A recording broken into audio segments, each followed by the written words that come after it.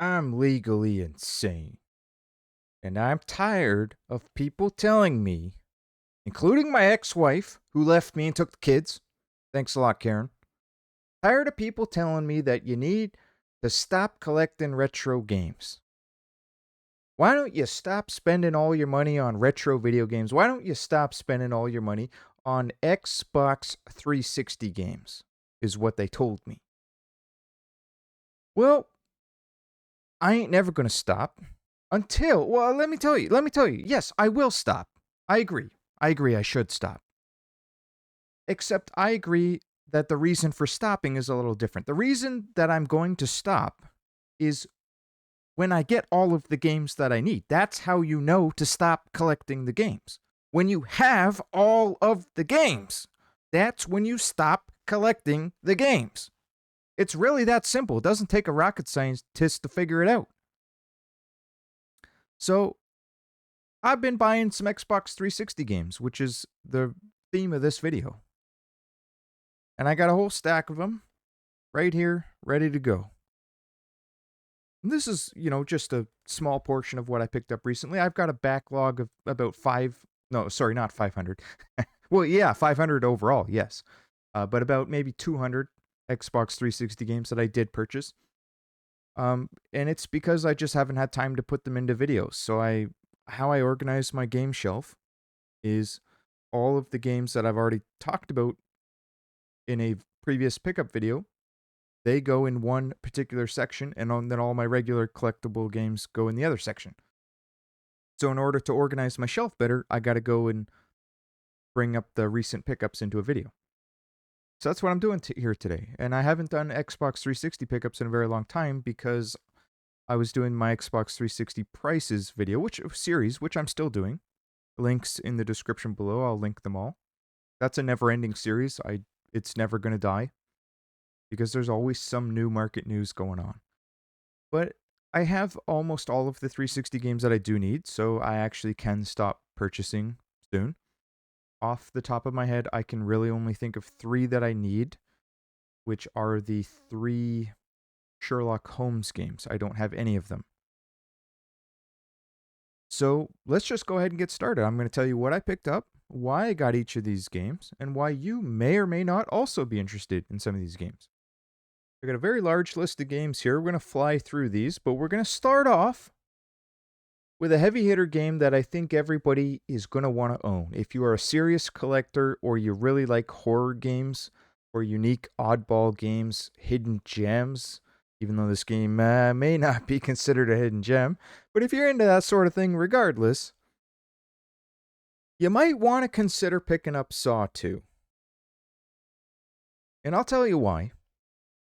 And you might think, well, you already got that game, don't you? And yeah, you're right. I do already have it. But if I find it for cheap, I'm going to pick it up again. Okay? Because it just so happens this is my original copy, and I found 2 more copies recently. I paid $35 for the better condition copy. It came in an acrylic case. I believe that's no, sorry, not acrylic. It's just a cheap plastic one, I think. And I got another copy for $28 Canadian. So really good deals. I did get them a while ago. I don't know what they were price charting for at the time. They are all CIB, but this one is just not as good condition as the other one. So, I mean, really a steal of a deal in the grand scheme of things. So yes, I do have 3 copies now. So before I go into why I have 3 copies, let's talk a little bit about the game. It's a Konami developed and published game. You got to understand that. And it's the sequel to the original Saw #1. Third person survival horror. And what do we know about survival horror games? Well, they typically hold their value, at least the unique ones, the hidden gem ones. And I mean, overall, they really do. They're them and shmups, shooter games. Shooters and survival horror games are the top 2 genres for games that will go up in value and or hold their value and command a high value. We're not talking Call of Duties that go down to $2. in the discount bin, right? We're talking survival horror, very popular genre. Those that love it are hardcore. They are diehard fans. I mean, have you looked at the Silent Hill games and the prices of every single Silent Hill game ever made? Have you looked at the charts? They're common games, buddy. They ain't rare games. You think Silent Hill is a rare game? You think Silent Hill 1, Silent Hill 2, Silent Hill 3, Silent Hill 4, Silent Hill Origins? Oh, maybe Origins. But do you really think any of the Silent Hill games are rare? Because they really aren't. They really are not rare. But they're very sought after. They're collectible. They're in high demand. The demand only goes up with time. That's the unique thing about Silent Hill. At the time of release, the game wasn't rare, but beyond the time of release, more and more people go looking for Silent Hill games. And the people that had the Silent Hill games, they're hoarding the Silent Hill games because they're also collectors. They don't want to sell them because they're good games. Anyways, I'm getting off topic here because we're talking about Saw 2. We might as well just bust out the chart. You already know what I paid. Well, currently price charts for $89 Canadian. There's a reason I'm bringing up the chart so early in talking about this game, but I just want you to see what it price charts for. You just know that this is a very high dollar game here. For the Xbox 360, this is one of the most expensive games, right? We're still in the early days of the price increases for Xbox 360. But I want to point this one out because the PS3 version is selling for a lot more. And as far as I know, I could not find any reason why the PS3 version is better than the 360 version. Sometimes when you have large price discrepancies between the PS3 and the 360 version of the same game, it's because one version is better.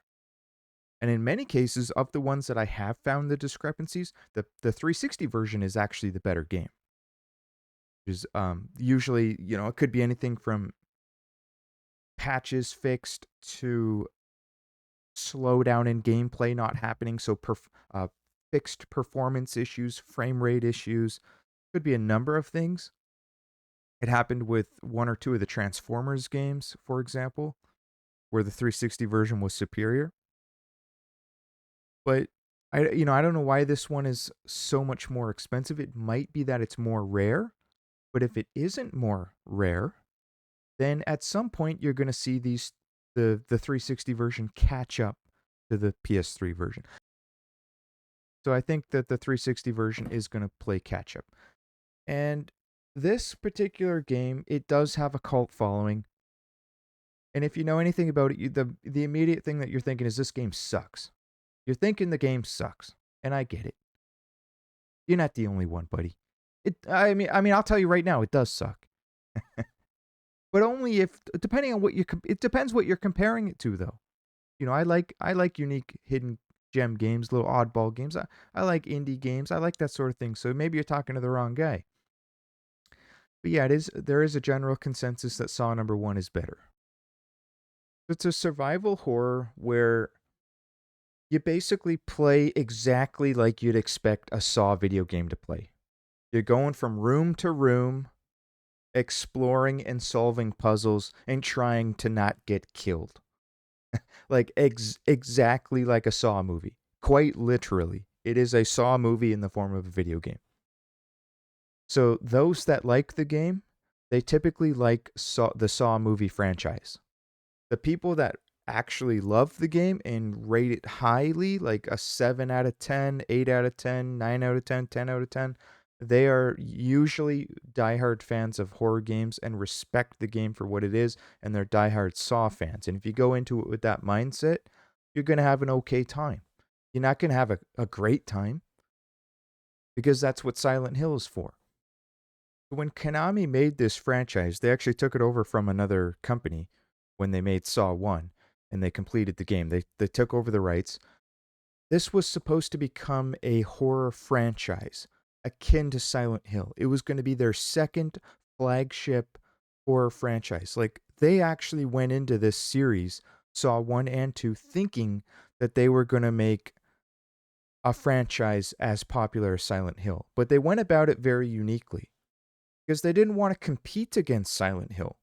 Why would you do that? Why would you take away sales from Silent Hill just to move sales over to a different game when you're just taking away sales from yourself? Right? So they didn't want to compete with Silent Hill, so they wanted to create a different type of experience. So you have to understand that when you go into this game. And so how they did that was they focused on the visual horror. The whole gimmick of the game, just like that of the movie, is on the violence and showing the violence and the insanity that's going on that only some sick son of a bitch would even enjoy. You sick bastard. If you like this game, you are a sick man. You might even be legally insane, you sick bastard. You should be locked up. And probably you also enjoy Manhunt and The Punisher, because you're a sick little man, aren't you? Well, those who enjoy Manhunt, for example, great game, they might enjoy this game. Gameplay wise, it's not as good, and it gets repetitive, but you're only supposed to play it a couple times. Actually, it has replayability because this version has multiple endings. Saw 2. Silent Hill is more of a psychological horror, psychological terror. That's its gimmick. In addition to great gameplay. Well, Saw doesn't have that. So Saw gives you other things. So by creating these two games and these two horror genre games, they're both horror genre games, but by making them so different, their plan was to have both franchises thrive, to not feed on, take sales away from the other. They wanted them both to thrive and just dominate the market.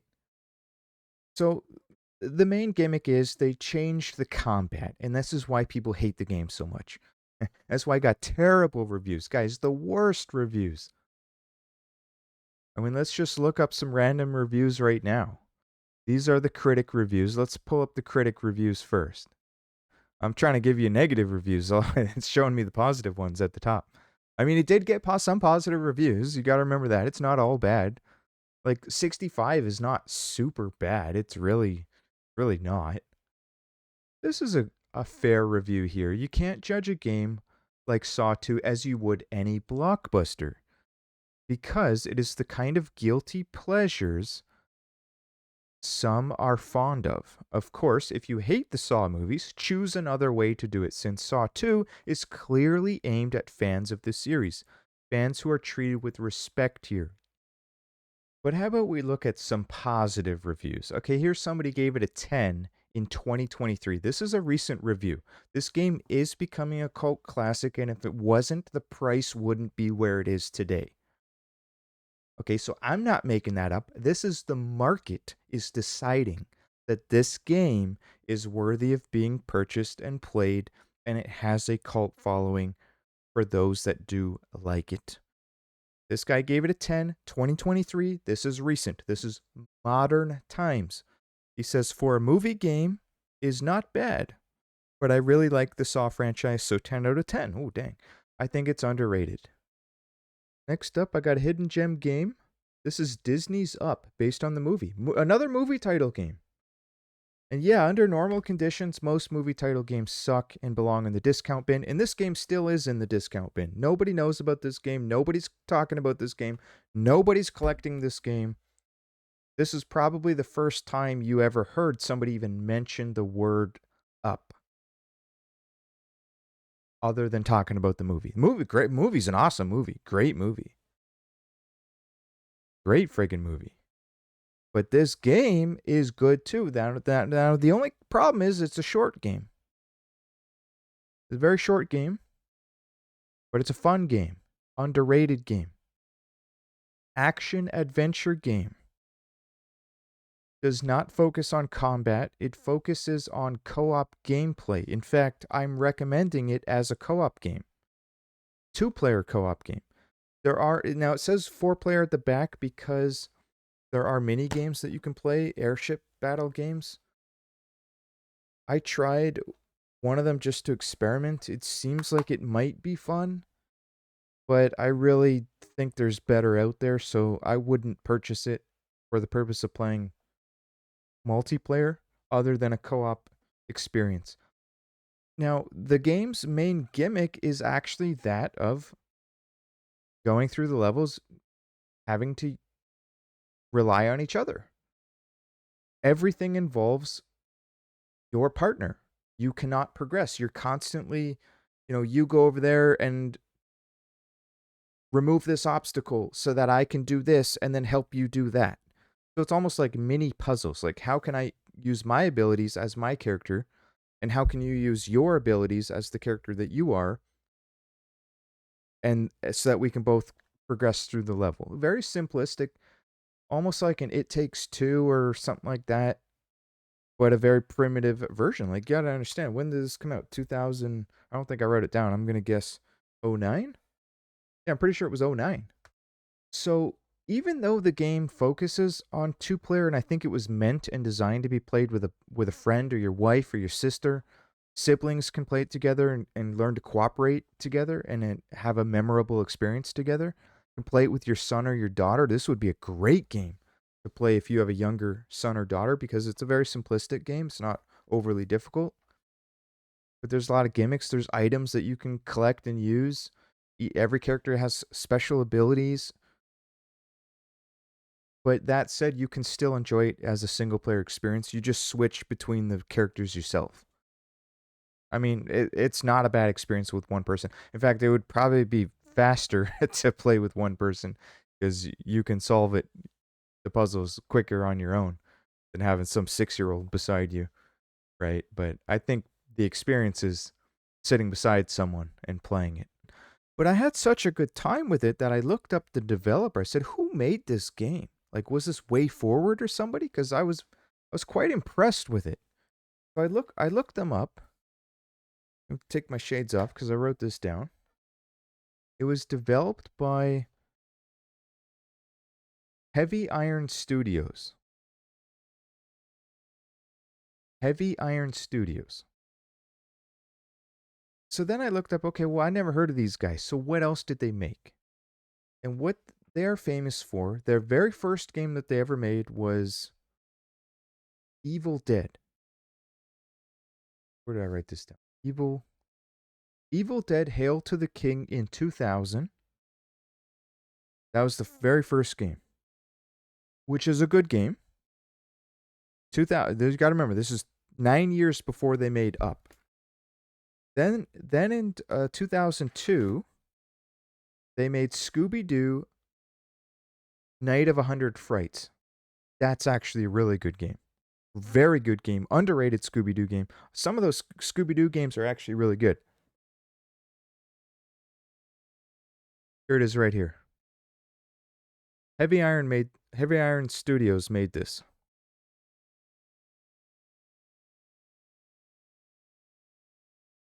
Oh, I'm missing the manual. These Scooby-Doo games are good games.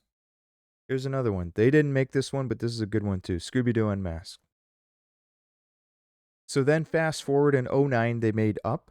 Very good game. You'd think Way Forward made it, because that's how good it was. And then just to show you what else they went on to make, to show you that they are a very good studio, they also made Family Guy Back to the Multiverse in 2012, and they co-produced South Park Stick of Truth. Very popular game. I want to point out one unique thing, though. I've heard, and I have not been able to verify, but I heard that the PS2 version of Up is different, and it's actually longer. That's what I heard. So I don't know if they added... It sounds like they added content and added levels. I don't know why that is. Like, why would the PS2 version get better treatment than the 360 version? I don't understand that. But that's the word on the street. Okay, so just be aware of that. I don't know if it's significantly better or not, but if you want a longer experience, but not as good graphics, not as good performance, then go ahead and pick up the PS2 version. Highly recommend the game though, man. I'm telling you, it's a hidden gem. It's a really good game. Absolutely a friggin' monster hit hidden gem. No one in the world would have ever expected this to be as good as it is. And it has no right to be that good. Like, how do you make a game based on Up? Well, they did it. And I just love everything about it. And it is easy, though. So just remember that.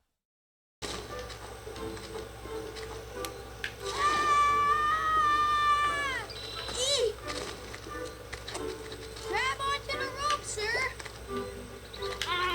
Here, Mr. Fredrickson. Grab the rope. We did it! How do we get past? That log is too big. Oh, yeah. I forgot to show you the chart on Up. So I paid $5 for Up, which is a pretty good deal. The condition that of the copy that I have isn't all that great, though. Camera doesn't pick up just how poor the condition is. But for $5, I had a really good time. Price charts for $13.93 Canadian or $9.99 USD. I mean, you can pick this game up for $10. Although somebody down here paid $15.95 for it, probably a good condition copy. $15, like this is USD down here. So you could probably get shipped to your door for $15. US, that seems pretty high actually, but if it's good condition, yeah, I'd pay $15-20 for it if I were to convert that to Canadian. Price-wise, it hasn't done anything. Chart-wise, I mean, practically gone nowhere. It looked like it was going up at one point, and then it started dipping right back down. So yeah, 22 Canadian dollars for the most recent sold listing. Probably good condition. I mean, let's have a look. Why not? Where's she at? Here she is. $15.95 USD. Would have been free shipping, very likely, if you were in the States. Like new condition. Wow. See, there you go. If you have a good condition disc and a good condition case, and you've cleaned it, you need to advertise that. There's a pro tip for you guys. You guys need to understand how to maximize the value of the games that you're selling. Okay, next up, we got Forza Horizon 2. I paid $6 for it. I got it from a seller, though, I haven't had good luck with this guy recently. It is CIB, there's no manual. I find this game all the time for cheap. Forza Horizon 1 and 2, I constantly find them for a good price.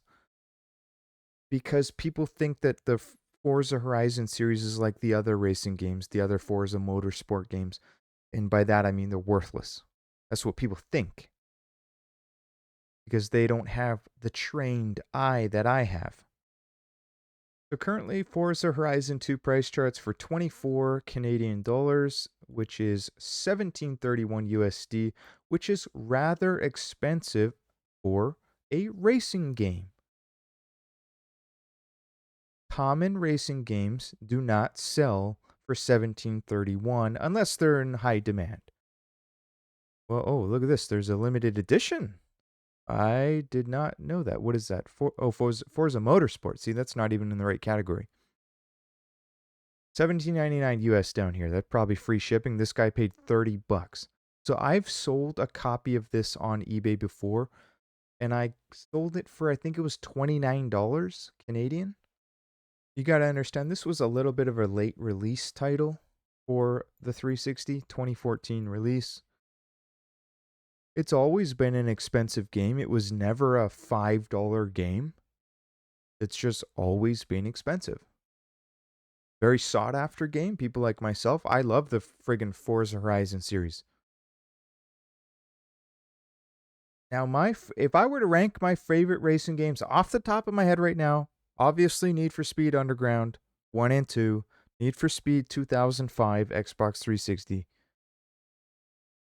And hell, I might throw up Forza Horizon 1 and 2 as the next 2 on the list. I don't know yet. I'd have to really think about that. But right now, if I had to pick right now, that's the next 2. That's the next. So what is that? Number 4 and number 5. That's how much I like these games. And the graphics to me, like, mind you, I'm a retro guy. The graphics to me in this game, it looks like Xbox One. No, to me, My newest console is a Switch, you gotta understand. But to me, hell, this is friggin' PS5 graphics to me. PS5. If I didn't know any better, if I went over to your house and you had this game playing and you said, look at this is a PS5, I wouldn't know any better. I don't have a PS5. I don't play PS5 games. I would have said, I would have blew my balls off. I would have pulled out a gun. Where's my gun? Look, I don't have my gun on me. I would have put 6 bullets in the chamber right in front of you. So I'm at your house right now. You just invited me over. You're playing this game. You're like, I just got this brand new racing game, PS5. I would have immediately gone back to my car, got the gun from under my seat, walked back into your house, loaded up the chamber, 6 bullets right in front of you. I would have pointed the gun at my balls, and I would have said, you probably would have immediately hit the pause button. I would tell you, though, hey, don't you pause that game. Unpause it, keep playing. As I'm pointing the gun at my balls. And I would tell you, you do not stop playing. Do not stop until I tell you to stop. And I would watch you play it another 5 minutes. And then I'd blow my balls off right in front of you. And then I would immediately ask you to please call my surgeon from Mexico that I have on speed dial. Please call him and have him come pick me up immediately. And now you can hit pause. All right, next up, I got Top Spin 4 from the same seller. Oh, yeah. By the way, this one here, the seller screwed me because it's in terrible condition. The camera ain't going to pick it up, but it looks like it was buried under a pile of dog feces and dirt and left to rot for about 6 years. I don't know how a game gets this dirty. Like, who does that? Think about that for a minute. How does a game, like, there's no other explanation for a game case to be that dirty. Like, we all know Xbox gamers are notorious for being a bunch of slobs. That's just the way it is. I don't make the rules, buddy. I don't make the rules. That's just the way it is. But how does it get dog feces and dirt all over the game? How does that happen? Anyways, the seller that sold me that, I almost feel like I got ripped off, even though I got a good deal on it because of how dirty it is. No one, like, I think this seller this is the same guy that screwed me over multiple times in recent times, including my last video. But I get good deals from him, so I keep going back. I'm a sucker for a good deal. This was supposed to be sealed. My notes say that I paid $5 for a sealed copy. I don't think my notes are wrong. I keep a spreadsheet for all my purchases. Top Spin 4, supposed to be sealed. It's not sealed, and it's not in good condition. Now, I was going to open it anyway because I wanted the sealed game for the case value. I wanted the mint condition copy. I don't care. Nobody cares if you have a sealed Top Spin 4. Nobody cares. Nobody's going to give you $500 for it. But I wanted it. I wanted the mint condition case, and I wanted to open it. And I like tennis games. And I wanted to try this game. And I bet you it's a good game. And I'm excited to have it. And guess what? Look at this. Read that very carefully. That's 3D compatible. That's 3D glasses, 3D TV compatible. I'm collecting every single 3D compatible game. And I had no idea it was 3D compatible when I bid on it.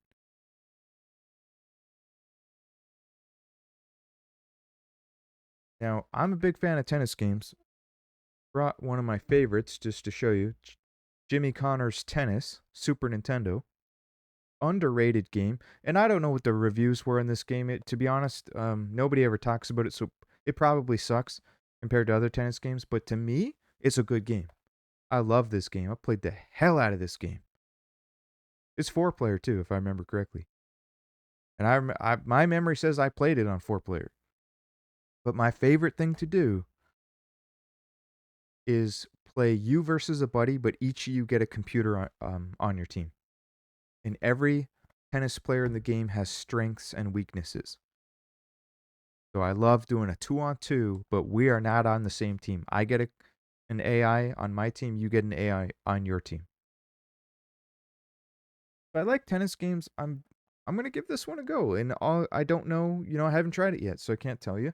But I'm hoping that there's a co-op tournament mode. That would be nice. But if not, I'm hoping that I can play me and an AI versus you and an AI. Those are the best matches. Also got 2 copies of UFC 3 because one of them was the case is broken. So I had to go out and buy another one. This one, the case is cracked at the bottom. Busted case. Now, of course, the one with the busted case is the one with the sticker. And this one doesn't have the sticker. It's missing the sticker. I don't know if somebody took the sticker off or if this was case swapped. Because this one's in mint condition. And I paid, I paid up for these. Ooh, look at this.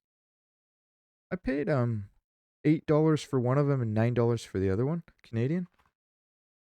Which is quite expensive for what it is. I gotta take my shades off. We're gonna leave them off now, because look at this. It has a receipt in it.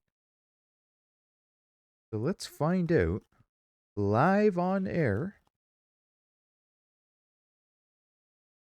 what the original owner paid. And when did he do it? This is EB Games. EB Games in Canada. Okay, he bought it. Oh, wow. Hey, was this me? No, this wasn't me. This is from Burlington, Ontario. EB Games. Doesn't say the address. I wish it had an address. Wow. Oh my gosh, this guy bought it brand new. $59.99 plus tax for a total of $67.79. Pre-sale order deposit $40. So he pre-ordered this. And he picked it up on what's the date here? Gotta be a date somewhere. Oh, it's fading. It's barely legible.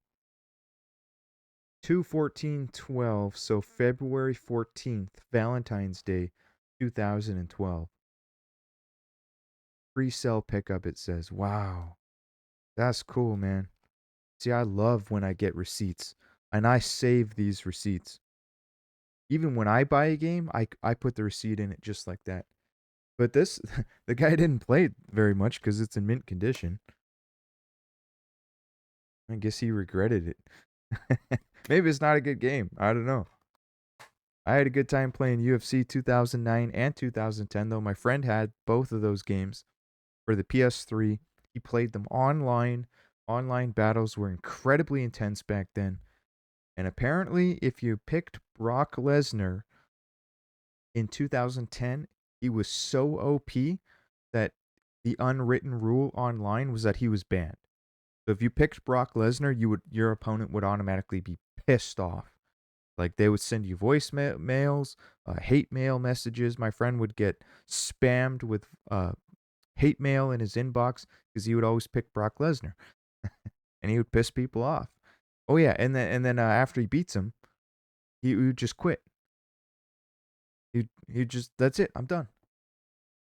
He wouldn't even let you get a rematch, and that would piss people off even more. So this is a fun pick up and play game too. They're not, at least when I played it, it wasn't like overly complicated controls. You can pass the controller around at a game night, have fun at a game night, and just have everybody duke it out and have fun little matches together. The matches weren't too long from what I remember. There are mechanics where it's realistic, where you can get like a one-hit knockout. You can just be in the first round and you just get a good punch with Brock Lesnar and you knock your opponent out. In fact, that's why Brock Lesnar's banned, because he gets knockout punches way too commonly. Right? You could be losing the match, just getting dominated for 1 or 2 rounds, and then you hit the A button and you win. It's an instant knockout. So I really like the UFC games, although this isn't the one that I particularly want.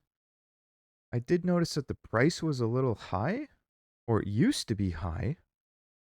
It peaked out in 2023 at about 20 US dollars. Currently price charts for 2090 Canadian, which is 14.99 USD, but remember it did peak out at 20 bucks in 2023, shockingly.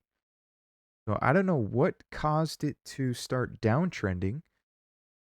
It had a clear uptrend right up until that peak. From 2019, it over doubled, and now it has a very clear downtrend. Although that might be starting to change. It may have bottomed at 1120, meaning you are on, like, maybe the downtrend is over, and now we're just going to flatline. We might be stuck within a trading range of roughly 12.50 to 15 bucks.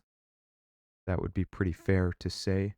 All right, I was supposed to fly through these. I've been ranting far too long. So I'm going to cut this list short, but here we got Sega Superstars Tennis, but it's a 2-in-1 with the arcade pack. So I already own this game, and I'm pretty sure I already own this arcade pack too. Yeah, I do. Anyways, I picked it up because I thought it was cool. It's mint condition. But here's the kicker. This is what you guys got to understand. So I don't know what I paid. I'm not going to look it up. I know it was cheap. It's in mint condition, for starters. Secondly, it's a 2-disc case. And 2-disc cases, because this is in mint condition, if I so choose to, I can case swap this with another game that's a 2-disc collection game. A rarer, more expensive one. So this is a very rare type of case. So actually, what I would do if I were you, I would recommend to you, the subscriber and viewer, if you see a game like this in the wild and it's in really good condition and it's for a very good price, consider picking it up for the purpose of having a backup case, a mint condition case. I'm very picky about condition, and it's very hard to find good condition Xbox 360 cases. This one here, for example, has dog feces on it. Okay? So if you ever get a rare game that's in a 2-disc set, you can case swap it. Even if you don't have one, like, I would buy it just to hold it as backup. I mean, if it costs you $3, so what? It's only $3. Like, what have you got to lose? If you're going to complain that you lost $3, I mean, you got bigger problems in your life, buddy.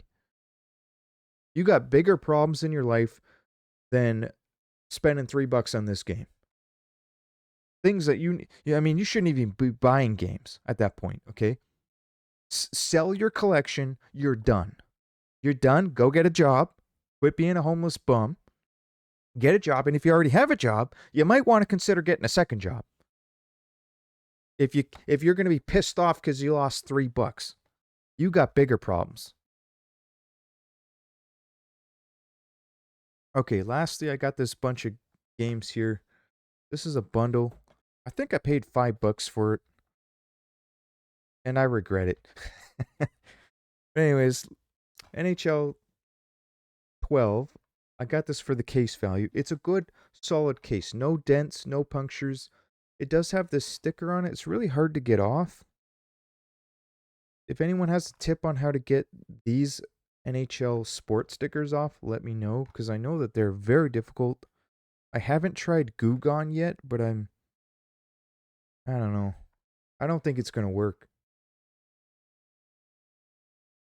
So this was a bundle. I mean, the pawn shop will give me $1. At the very least, I'm going to get my money back.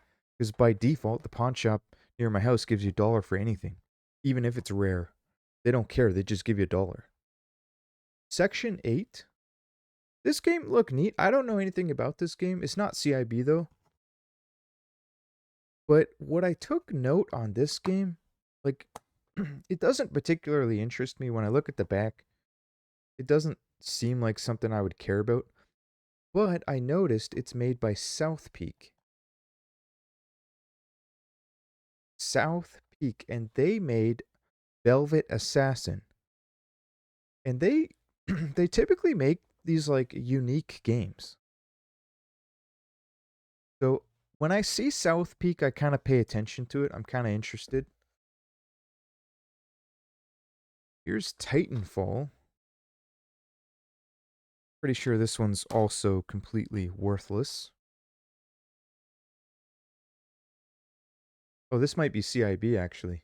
This is an insert. Didn't have a manual. One of the Titanfall games, it might have been this one or Titanfall 2, was actually sold as a discount game at Dollarama for $4. Mass produced. They liquidated. Rainbow Six Vegas. This might be a fun game. This is co-op. This says 4-player co-op. Local. Play in split screen mode with your friends or build an online persona that evolves as you play. Okay, if you can do 4-player, like when I say co-op, I mean on the same team versus like scenario levels or enemy bots, that would be really fun. If I don't own this game already, which I think I have it on the PlayStation, I might even keep this one.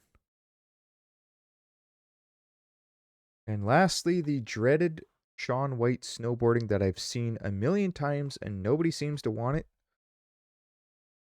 So I can only assume that the game sucks, or it sold 10 million copies, just like Call of Duty, and nobody wants it. And also, this one is completely worthless because the case is also broken.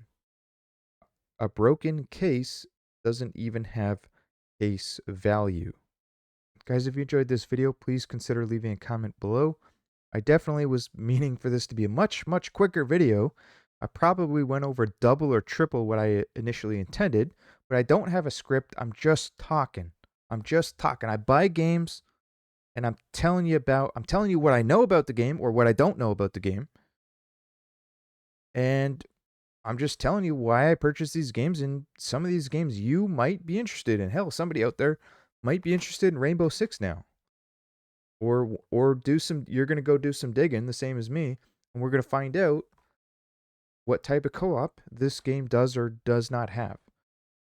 Because if I can do mission co-ops, then I'm interested. I'm not talking versus mode. Like, I don't care about that. I want to be able to team up with a buddy and let's, like an N64 Rainbow Six. That's a good freaking game. You go through the campaign, 2-player split screen co-op, and that game is difficult as hell. I'd be lying to you if I said I beat the first level. I never did, but me and my friend tried. We sure as hell tried, buddy. And it was fun because of how realistic it is. Rainbow Six, I mean, back then at least, I haven't played this modern one, but back then it was all about realism. So guys, if you enjoyed the video, please consider leaving a comment below. Subscribe to the channel. I also have a Patreon link in the description below.